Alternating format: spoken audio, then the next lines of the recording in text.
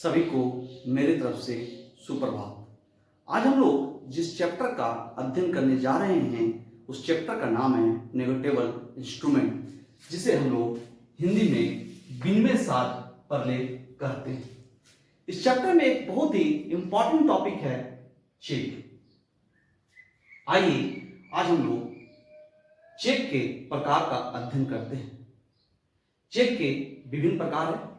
आइए एक एक करके उसके प्रकार पर हम लोग प्रकाश डालते हैं। सबसे पहला प्रकार इसका है साधारण चेक, जिसे हम लोग बियरर चेक के नाम से भी जानते हैं। जब तक संदेह करने के लिए कोई विशेष कारण ना हो, धारक चेक का भुगतान चेक प्रस्तुत करने वाले को किया जा सकता है, भले ही वह चेक उसके नाम हो अथवा नहीं।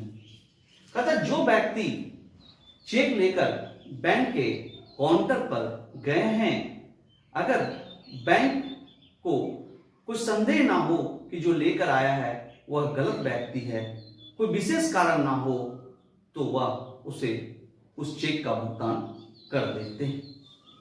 आइए अब हम लोग इसके दूसरे प्रकार पर प्रकाश डालते हैं। आदेश चेक, जिसे हम लोग इंग्लिश में ऑर्डर चेक कहते हैं।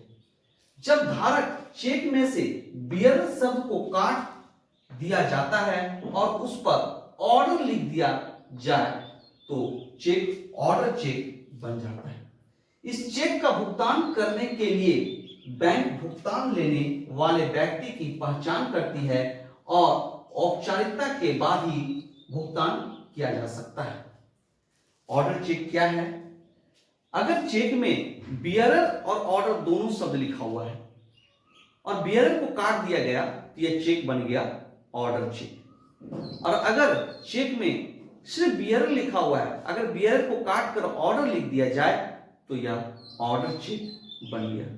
ऑर्डर चेक का नियम है कि जिस व्यक्ति का चेक में नाम लिखा हुआ है, बैंक सबसे पहले यह आश्वस्त होता है कि जिस व्यक्ति का चेक में नाम लिखा हुआ है वही व्यक्ति पैसा लेने के लिए आया है या नहीं। जब बैंक यह आश्वस्त हो जाता है कि जिस व्यक्ति का चेक में नाम लिखा हुआ है और वही व्यक्ति पैसा लेने आया है, तभी बैंक उसको उस चेक का भुगतान करता है। यह कौन सा चेक था? Order check. चेक के अगले प्रकार पर हम लोग प्रकाश डालते हैं। हम लोगों का अगला प्रकार है रेखांकित चेक, जिसे हम लोग क्रॉस चेक के नाम से भी जानते हैं। जब चेक के ऊपर बाईं ओर दो समांतर रेखाएं बना दी जाती है तो वह चेक रेखांकित चेक बन जाता है। इसका भुगतान बैंक के काउंटर पर नकदी में नहीं कराया जा सकता, इसको किसी खाते में ही जमा कर प्राप्त किया जा सकता है। अगर किसी चेक में दो समांतर रेखा बना दी जाती है, मान लीजिए ये एक चेक है और इसमें दो समांतर रेखा अगर हम लोग बना देते हैं तो इससे चेक को बैंक के काउंटर में चेक देकर नगद नहीं प्राप्त किया जा सकता है। सबसे पहले इसे जिस व्यक्ति के नाम से चेक काटा गया है उसके खाता में या धन जमा होगा, उसके बाद वह व्यक्ति चाहे वह विड्रॉल फॉर्म या चेक या एटीएम के सहारे धन निकाल सकता है। इसे बैंक के काउंटर पर इस चेक को नगद प्राप्त नहीं किया जा सकता। दूसरा प्रकार है पावक खाता चेक, अकाउंट पे चेक। जब किसी चेक के बाईं ओर ऊपर दो समांतर रेखाएं के मध्य पावक खाता चेक, अकाउंट पे ओनली लिख दिया जाता है तो इसे पावक खाता चेक कहते हैं। नोट, जब चेक के मुख्य पृष्ठ पर दो समांतर रेखाओं के मध्य किसी बैंक का नाम लिख दिया जाता है तो यह एक विशिष्ट रेखांकित चेक बन जाता है, जिसका भुगतान सिर्फ वही बैंक करता है। जिस अकाउंट में चेक के ऊपर दो समांतर रेखा के ऊपर अकाउंट पे शब्द लिख दिया जाता है तो इस चेक का भुगतान उसी बैंक में होगा जिस बैंक के नाम या चेक लिखा गया है। आइए चेक के अगले प्रकार पर हम लोग प्रकाश डालते हैं। अगला प्रकार क्या है? यात्री चेक, जिसे हम लोग ट्रैवल चेक के नाम से भी जानते हैं। यात्री चेक किसी बैंक के द्वारा जारी किया गया ऐसा चेक होता है जिसे जारी करते समय चेक के मुख पृष्ठ पर आवेदक के हस्ताक्षर कराए जाते हैं। यात्री चेक बैंक के द्वारा जारी किया जाता है और इसके मुख पृष्ठ पर आवेदक के हस्ताक्षर लिए जाते हैं। नोट, यदि किसी चेक का आवेदनकर्ता चेक लिखते समय उस पर कोई आगामी तारीख लिख देता है तो ऐसे चेक को पोस्ट डेटेड चेक कहते हैं। चेक के आवेदनकर्ता चेक लिखते समय उस पर कोई आगामी तारीख अगर लिख देता है तो इस प्रकार के चेक को हम लोग पोस्ट डेटेड चेक कहते हैं। आइए हम लोग अगले प्रकार पर प्रकाश डालते हैं। कोरा चेक, जिसे हम लोग ब्लैंक चेक के नाम से जानते हैं। जब किसी चेक पर लेखक अपने केवल हस्ताक्षर ही कर देता है, अन्य कोई बात नहीं लिखता, तो उसे कोरा चेक कहते हैं। जब किसी चेक पर लेखक अपने हस्ताक्षर के अलावा और किसी प्रकार का कोई बात नहीं लिखता है तो उसे हम लोग कोरा चेक यानी ब्लैंक चेक कहते हैं। इसमें सिर्फ चेक के लेखक सिर्फ अपना हस्ताक्षर करते हैं, उसमें अमाउंट भी नहीं लिखते हैं। आइए अगले चेक की ओर हम लोग चलते हैं।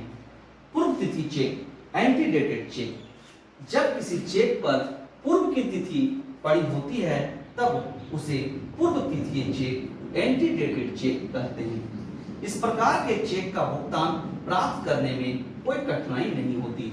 यदि यह तिथि 3 माह पूर्व की होती है तब उसे बासी चेक, सेटल चेक कहा जाता है। सबसे पहले समझे पूर्व तिथि क्या है।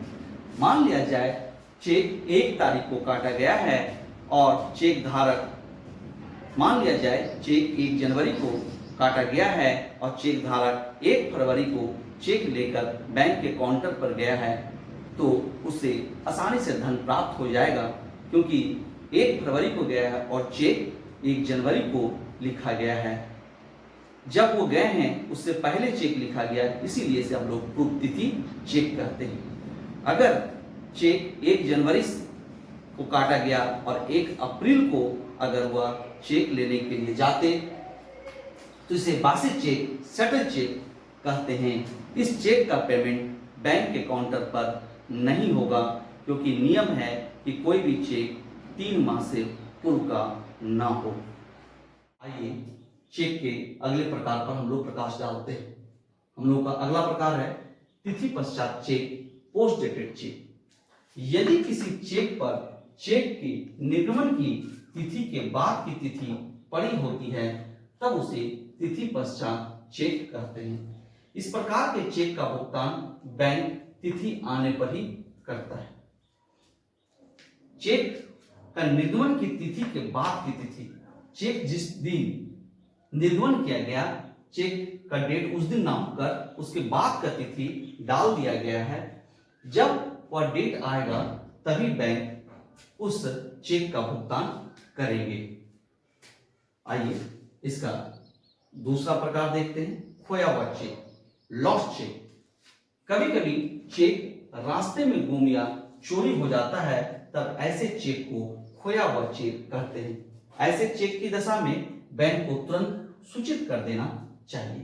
कभी कभी चेक रास्ते में गुम हो जाता है या चोरी हो जाती है या लूट हो जाती है, तो इस प्रकार के चेक को हम लोग खोया हुआ चेक कहते हैं।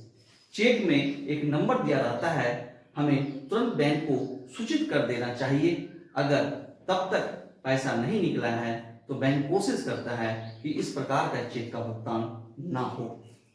आइए अगले प्रकार पर हम लोग प्रकाश डालें, खुला चेक, ओपन चेक।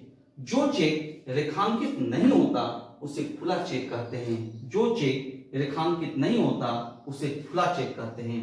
इस प्रकार के चेक का भुगतान बैंक की खिड़की पर ही प्राप्त हो जाता है। इस प्रकार का चेक का भुगतान बैंक के काउंटर पर जाने पर, खिड़की पर जाने पर तुरंत प्राप्त हो जाता है।